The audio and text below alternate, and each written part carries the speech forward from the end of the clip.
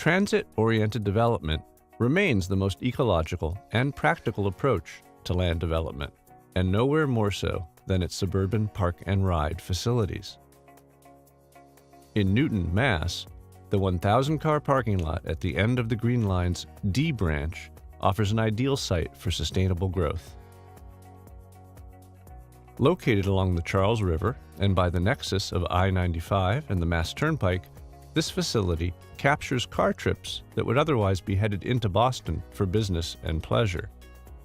But it sits empty overnight and contributes little to its surrounding community or to the tax base of the city of Newton. Riverside has been identified by the city for many years as a key redevelopment site, but previous schemes lacked the critical mass to be financially viable. The new proposal shown here develops the site with the robust and balanced mix of uses that will allow it to become a complete neighborhood. The first step to developing the site is to turn the vast parking lot into a parking structure, drastically reducing its footprint. Located against the tracks, it hides the active rail yard from view and masks its noise. Placing this structure not directly against the train stop, but a short distance away, creates a public space that will be actively used because it is on the way.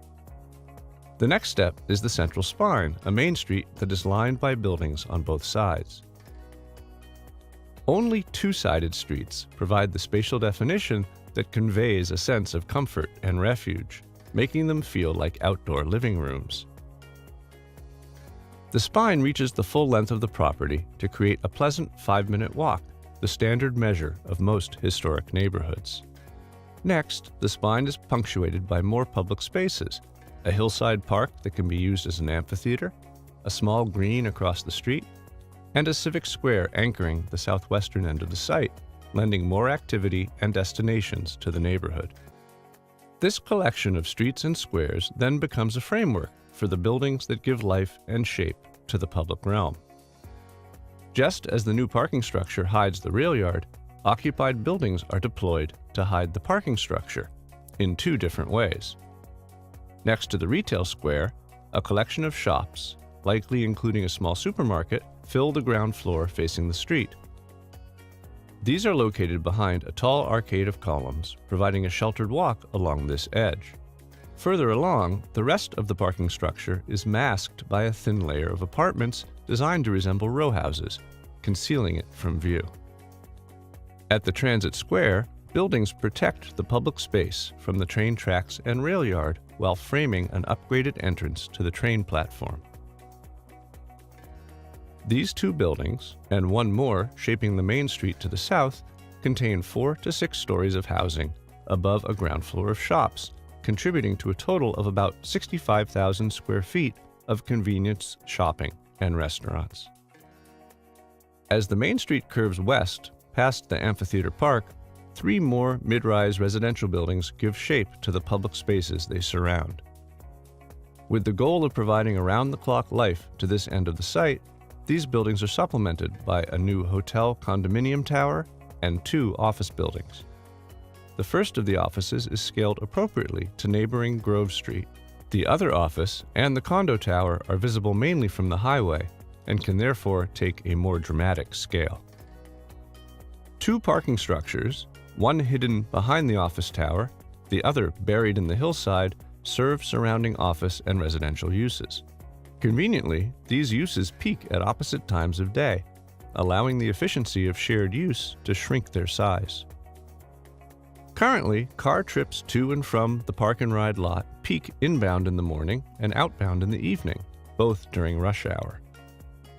Placing a balanced mix of uses on the site will create a more even flow of trips in and out throughout the day.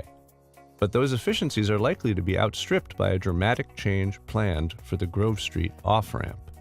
Today, most trips into the park and ride lot exit I-95 at Grove Street and then turn left to enter the site, cutting across opposing traffic and sometimes creating backups along Grove. The proposed reconfiguration would lengthen the Grove Street off-ramp to provide a direct path into the new Main Street. Drivers heading toward Grove Street could still access it easily, but most inbound commuters would steer clear, removing the main cause of backups on Grove. Across the highway in Newton Lower Falls, a new roundabout would improve both safety and traffic flow at the access roads to I-95 South.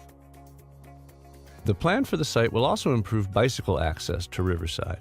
A combination of dedicated bike lanes and protected cycle tracks along Grove Street will welcome cyclists to that corridor and connect to planned trails along the Charles River.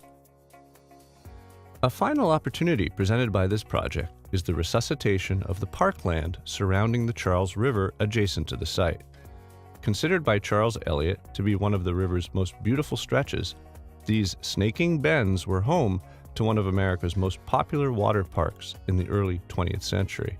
Now largely untended and hard to visit, this unique landscape is designated to receive a roughly $6 million investment from the proposed development, transforming it into a valuable amenity for the surrounding communities.